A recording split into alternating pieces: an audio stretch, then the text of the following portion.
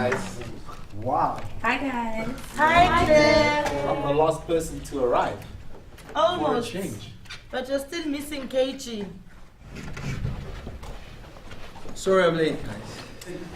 As always, KG. How are you guys? Everyone, Hi. Hi KG. Hi, Ted. let's all take our seats. Oh, you looking good today? We can all take our seats now.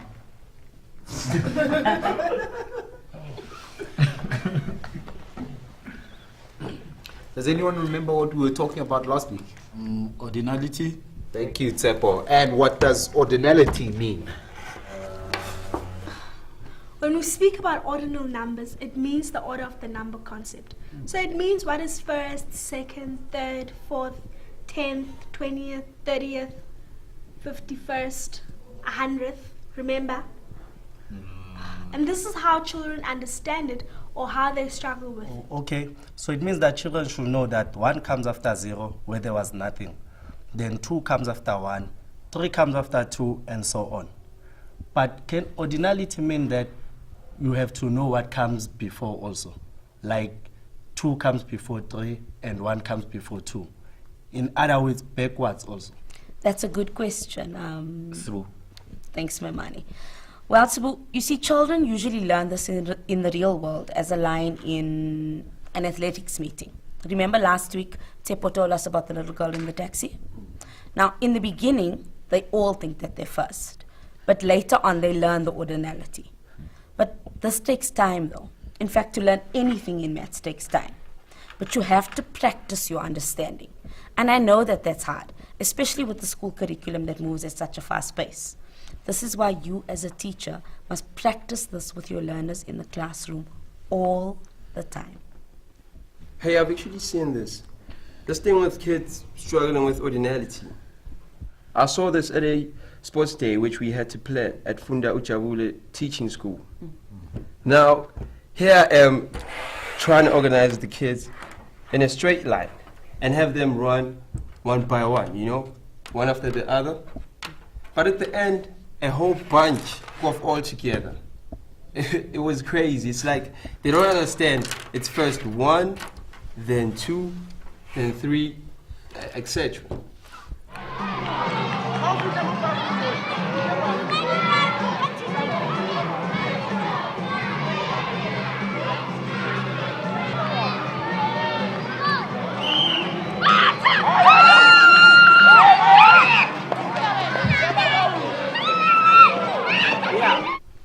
Yes, it sounds like they were still struggling with the ordinality of number. Now, KG, you do remember the example I made last week of a young girl in a taxi? Yeah. Good. Silisedi showed the young girl landmarks to keep her focus to every successive kilometer we had traveled. She kept on reminding the young girl that the distance between each kilometer stays the same, irrespective of the twists and turns. She even showed this on her beat.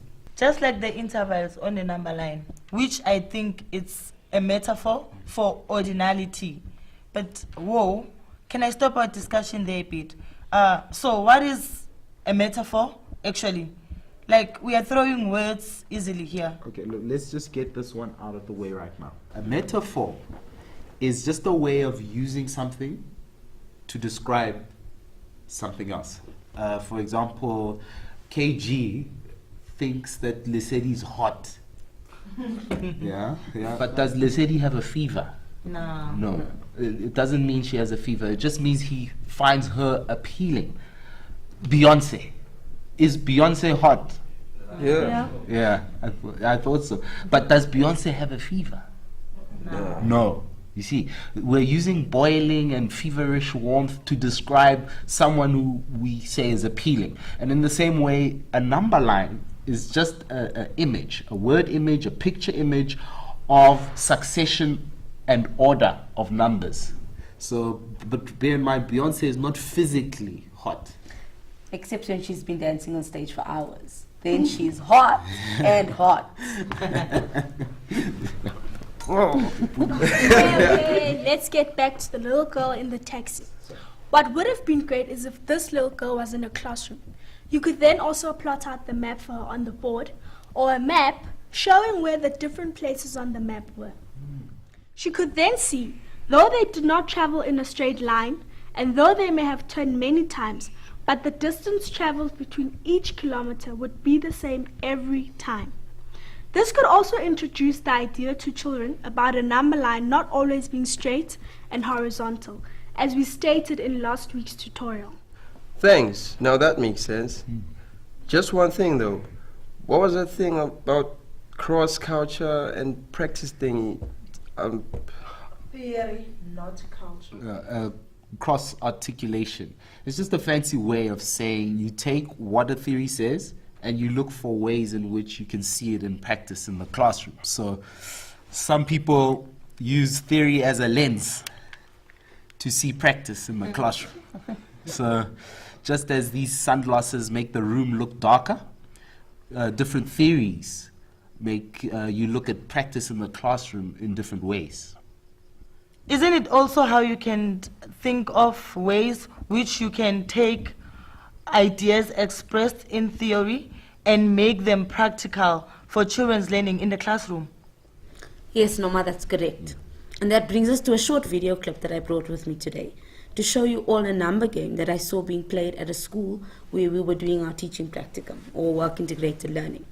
Now, usually the number line is made into something very static when we explain the concept of order of number or ordinality. And children usually see this as a boring horizontal line on a chart of paper going from left to right in our culture. Now, I want to show you this clip because it shows a very cute game that the teacher is doing with the children. This brings together the idea proposed in theory that number, time, and space sit closely together in the brain of humans and some animals. It's like if you look at the imaging of the brain on scans, you see that time, number, and space light up closely. That's why we have so many words in language that refer to number, but also to time and to place or space. Think about it. Behind, before, later, sooner, near, far are all words like this. I want you to carefully observe what they do in this game.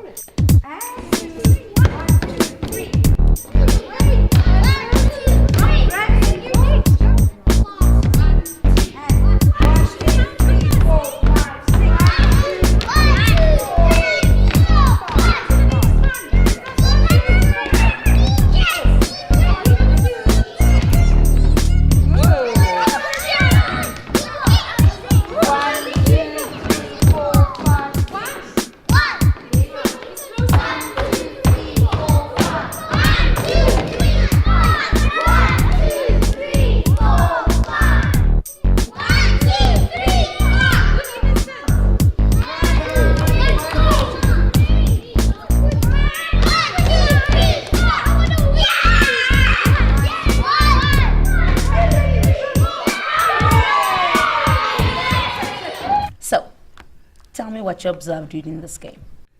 The number line was not horizontal, but vertical. The order was up and down, not left to right. Very good. Any other observations? The children clapped for the one who was jumping. Why? This was also to show that children have rhythm and beat intervals connected to their understanding of counting. What was with that one little boy? The one that jumped on the same spot but not on the successive lines? I think it's because he didn't understand intervals between numbers yet, and that each number on the number line shows equal distance or intervals. Did you also notice that they only moved forward? Aha. Seeing as this is a grade 1 class, they are already learning sequence of numbers and place value, and that they can use a number line to count up and maybe even down. But for the moment, they only know whole numbers. They don't have a concept of integers yet. I thought it's only in a maths class that all these maths terms come up. And this thing with natural numbers and whole number stuff and integers, I just can't get it, man. Oh, I know, I can tell you. Well, seeing that you don't know, I suggest that you listen. You call the numbers 1 to infinity natural numbers, as you can use them to count objects, like 3 oranges or 6,000 rands. But now, how do you include the number 0? you can't really show 0 objects, can you? So they had to come up with another naming of numbers from 0 to infinity. So they call them whole numbers. So from 0 to 1, it's 1. From 1 to 2 is 2 away from 0, etc. So the whole numbers can include any number between 0 and infinity, forever. But now, you might add, what about negative numbers? Like if you owe someone 2 rands, this means you are 2 rands into the negatives. It's 2 rand less than 0. So mathematicians, you must remember that math is made by humans, except core knowledge which babies and animals have already. Mathematicians had to come up with another name to include all the numbers both sides of 0 into infinity. These are called integers. Now I get it. Thanks. I also like the idea that they use their whole bodies to jump the intervals. In this way, they experience space in a very physical and real way. It's because the feeling of space helps the brain light up the numbers that name the space. Like if I run a far distance on the treadmill at the gym, I feel the distance in a very real way. I mean, I sweat. You know, what I like is the way that the teacher used practical ways to describe it, and which brings us to the set task for today. Now, Claire, I asked the kids to bring their idea for teaching number sequences, and I asked them not to call it a number line, because I want to see the innovative terms and ideas that you bring to show that you can use anything that has equal intervals to show children the succession of numbers. And what I'll be very interested in is the way you use language, because language has verbal symbols. And when I say verbal, I don't mean oral or spoken word, because many people believe that's what it means. But anything that is in language is verbal. And we use verbal symbols to teach maths in the classroom, and we ask kids to solve verbal word problems. And Arabic numbers, symbols like 1, 2, and 3, that's another language, but it's not verbal, it's symbolic. This sounds exciting. Let's see what you've come up with. I'll go first. My idea is a number snake. I'll brought the snake to class. I need volunteers, please. Come, guys. Come on, come. Don't be afraid. What? Come on, quickly, please. Don't be afraid. Come on, please. Come on. Come. Okay. Okay. All right. Come. Come on. Come. Come. Please take the position on the number corresponding to your cards I gave you on my number snake. Come, guys. Maybe I should ask you to get up and jump around 10 times.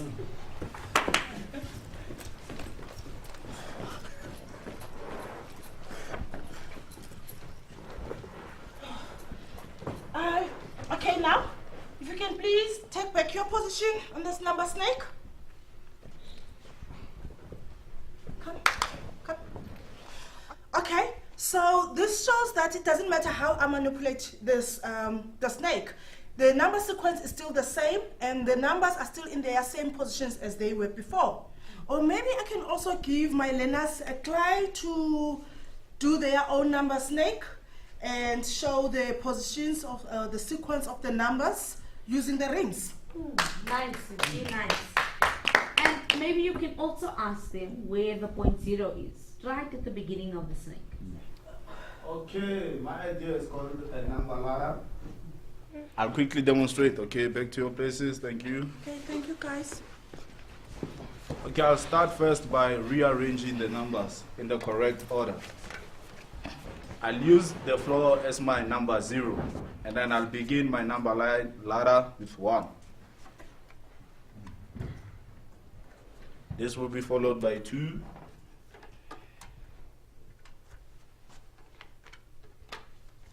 Now you have to remember that the distance between each interval is the same. Followed by number 3, followed that by number 4, number 5, and lastly, number 6. This is to show that a number line is not just horizontal, but can also be vertical. I will then task each learner with the task of drawing a number letter going into the sky to show that it is infinite. That's nice, Tsepo. Also remember, on the ground, you're at 0. Yes. Then you repeat from 0 to 1. Yep. Now you're on the first step. Yeah. Then move to the second, Yeah. then the third, then the fourth, the fifth, the sixth, Yeah. the seventh, then the eighth. You see, this is ordinality, or the order of numbers. And from fifth to sixth is one number, Yeah. one step. Yes. Now, what happens if you took 2 steps at one time, or 4 steps on a staircase? Mine is called a number washing line. Come show us, Noma. Tsepo, can you please come down your ladder and help me set it up? And you too, KG, please. Can you come and hold this for me? Thank you, KG. Please, make it straight.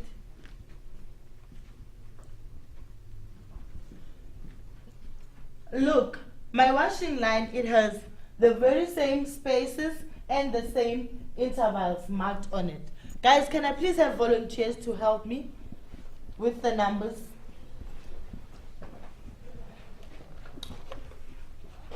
Zuki, you'll be number 1. Tiki, you'll be number 2. Mamela, number 3. And Sbu, number 4. Chi, can you please come and assist us here?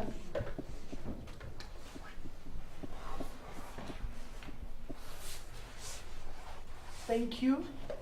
Then you'll be number 5. KG, you'll be our 0. Why do I always have to get 0? Can you not even go there, KG? KG! You are wasting my time here. Do you still remember, guys, what Claire told us? It's like from 0, it's 1. From 1, it's 2. From 2 is 3. From 3, it's... Sbu, why is your 4 upside down? Oh, sorry. Chi, where's your number 5? Everyone got the number. Put your number 5 here. So the washing line with the numbers, they have the very same intervals and spaces. I also thought of letting the children paint their own number washing line using the small pexes afterwards. Nice, Noma, but also remember, it's very important to consider what did you hang up first and what second, what came before that and after that. These 3 words, first, before and after, are very important. We need to constantly use and teach these words of maths in the classroom all the time. And it doesn't matter what you're doing with your learners at the time. These words will introduce the words for later mathematical operations. Okay? Oh, I have a number measure tape. Thank you, guys. Sit down. Hurry up, guys.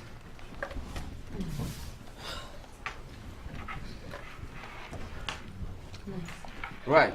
This is to show that even though it has evenly spaced intervals, you can use the tape to measure your body all around.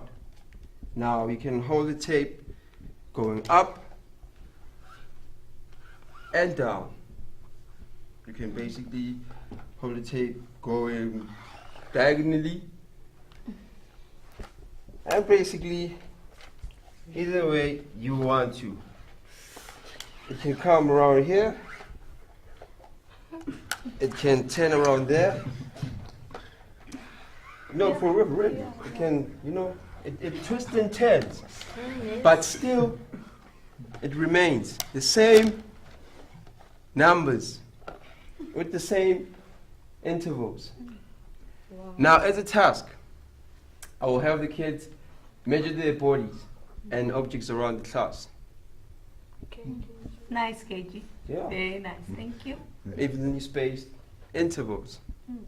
Yeah, could you please?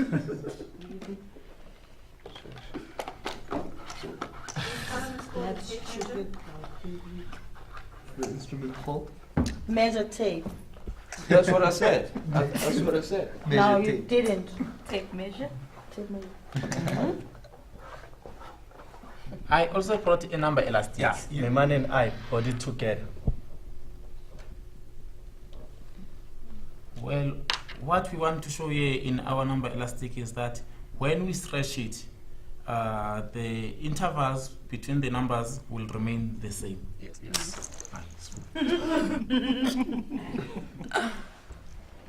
Well, thank you for that wonderful team effort. I also brought an example. Mine is a number clock. Yes, you want to show us the order of the numbers around the clock. Like maybe hourly, 12 o'clock, 1 o'clock, and 2 o'clock, or maybe minutes. 1 minute, 2 minutes, around the clock. Yes.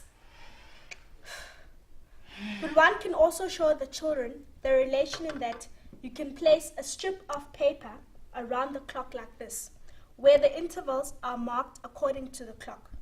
But then you can take the strip off and lay it out flat. This could also show the children that the round clock can also be a number line. But instead of placing it in a linear way, it stays a number line with specific intervals.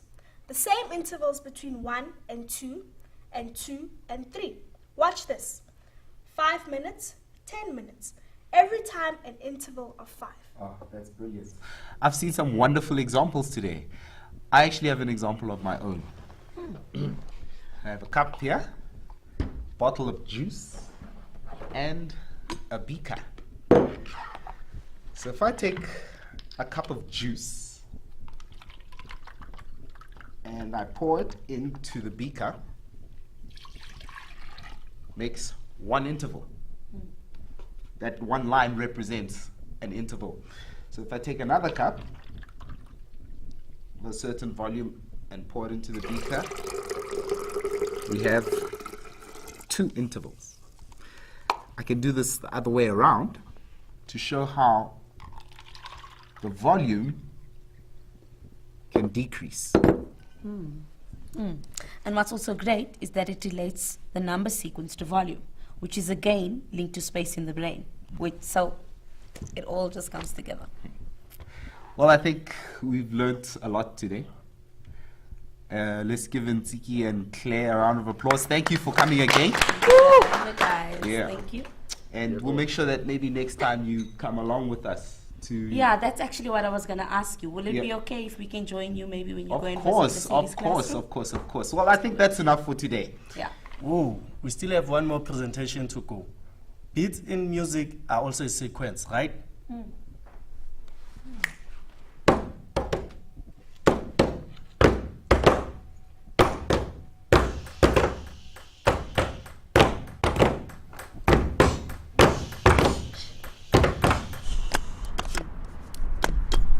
Chapter 2, we talking all the time to listeners. I make it clear like bottled water poured into a glass. You see this path is like a pyramid stacked. The second level's while we on with this cognition and math. You see the objects must be spaced out consistently when you counting them in a specific order with sequence and alignment. Like rhyming, it's about timing and distance traveled excited. Like climbing a ladder, counting the rungs up as you're rising. Yeah, it's mesmerizing, but it's important that you know that progressive numbers grow as proceeding digits don't. So the mental vision should spot positions easy like scopes. If you can hold the info in between your mental lobes like quotes. So don't teach them number lines, teach them number games. Count, play, and navigate through all the objects in your space. Knowing numbers can be counted forwards, backwards, different ways. So when you illustrate this theory, make sure that this point is made. That we on our way to understanding how the brain makes numerical sense of objects, using space by absorbing these practical concepts of time and place. Basically, it's displacement temporally in different shades.